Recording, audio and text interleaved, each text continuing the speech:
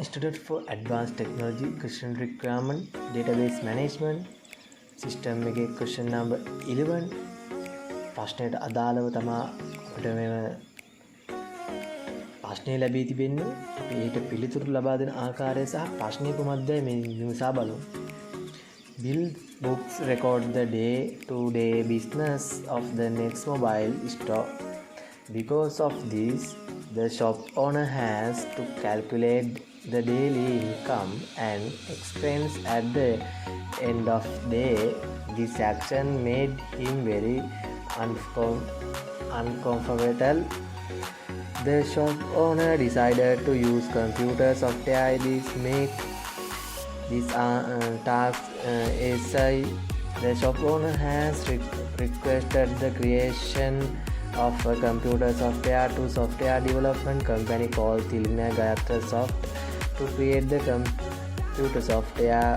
For this purpose, you are senior software engineer in this company. You and your team tasks with developing the software database. The softwares must be have these requirements. මේ ප්‍රශ්නෙන් අපිට කියලා තියෙන්නේ ආයතනයක් තියෙනවලු next mobile කියලා. Next mobile ආයතනයේ හිමිකරුවා සෑම දිනකම ඔහුගේ bill පත්, කස්ටමර්ස් ලගේ ඩීටේල්ස්, එම්ප්ලොයිස් ලගේ ඩීටේල්ස් හැම දෙයක්ම පොත්වල ලියන හින්දා ඔහු තීරණය කරලා තියෙනවා software එකක් කියන්නේ කම්පියුටර් සිස්ටම් එකක් භාවිතා කරන්න ඔහුගේ shop එක වෙනුවෙන්. එම නිසා තිලන ගාත්‍ර software කම්පැනියට එම software එක නිර්මාණය කිරීම සඳහා ලබා දී තිනවා. එහිදී මම කියලා තින්නේ මම සීනියර් software කෙනෙක් ලෙස කම්පැනි වැඩ කරන මගේ ටීම් එකට මෙව ඩෙවලොප් එක බාර දුන්න හින්දා මට ලැබී ඇති රික්වයර්මන්ට් එක අනුව database management system එකක් තමයි මෙතන නිර්මාණය කරන්න තියෙන්නේ. ඉතින් අපිට පළවෙනි ප්‍රශ්නය ලෙස the store employed 5 people. All employees should be able to use this software. employees ලා 5 දෙනෙක් වැඩ කරනවා. 5 දෙනාට මෙම software එක use කරන්න පුළුවන් වෙනවා. customer should be able to register. customer කෙනෙක් ආවම පස්සේ ඔහු register කරන්න පුළුවන් වෙනවා. must be able to register supply. shop එකට බඩු දාන අයව register කරගන්න එකක් තියෙනවා. should be able to receive billing details provided by supplier. ඔවුන්ගේ bill පත් software එකට ඇතුළත් වෙනවා. must be able to receive details bill issued. bill වල issue එකක් આવුත් එයත් error එකක් මගින් පෙන්නන්න. must be able to include details for items sold in store. shop එකේ තියෙන බඩු විකුණන ආකාරය පිළිබඳව නිර්මාණය කරන්න. create the database called the Bhagya grocery db. අපිට මෙහෙදි කියලා තියෙන්නේ database එකක් නිර්මාණය කරන්න කියලා භාග්‍යා grocery එක. මම දැන් database එකක් නිර්මාණය කිරීම සඳහා workbench නම් tool එක මම යොදා ගන්නවා. මේ ආකාරයට new module goals mydb කියන එක මම මෙතනින්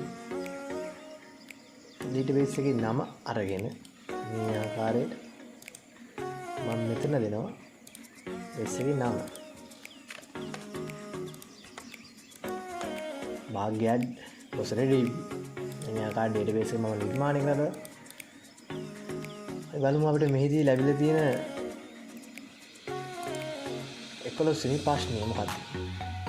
create the user table. need to enroll employees this software.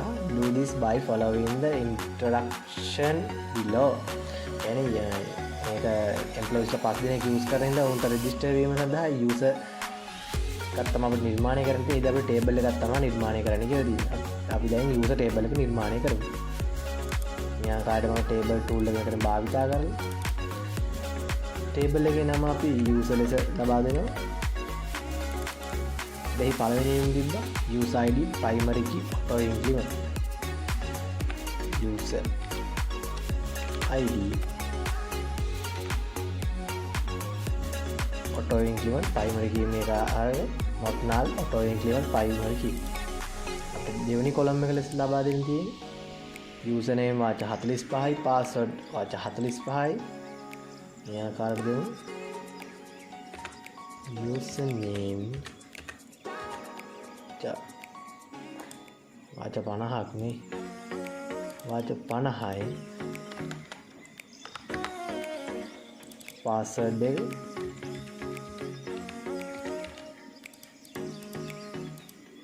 එක වාච 50ක් ලෙස. තව යූසර් ටයිප් එක වාච 45 සහ ස්ටේටස් එක වාච 1ක් ලෙස. ඉතින් යූසර් ටයිප් එක වාච 45 ඊළඟ ටේබල් එකේ ස්ටේටස්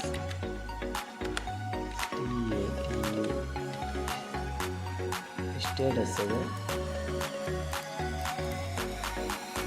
වාච 1ක් ලෙසද මම ලබා දී මෙම ටේබල් එක නිර්මාණය කරගන්නවා. මෙන්න මේ ආකාරයට තමයි අපිට 11 වෙනි ප්‍රශ්නේ රික්වයර්මන්ට් එකට අනුව ලබා දෙන පිළිතුර. ඔබ දකින්න ඇති මම මේ වර්ක්බේස් ටූල් එක භාවිත කරලා තමයි මේ ටේබල් එක නිර්මාණය කරගත්තේ. මේ ආකාරයට තමයි මම මේ ප්‍රශ්නෙට අදාළව යූසර් ටේබල් එක නිර්මාණය කරගත්තේ. ඔබට යම් කිසි දැනුමක් ලැබෙන්නදී මේ ආකාරයට කොහොමද ටේබල් එකක් අපි data types භාවිත කරලා ටේබල් එක නිර්මාණය කරගන්නේ. ඔක තමයි අද අපේ question 11 scenario එක. අපි question 11 වලට අදාළව ඊළඟ පාර්ට් කොටසෙන් අපි හමු වෙමු.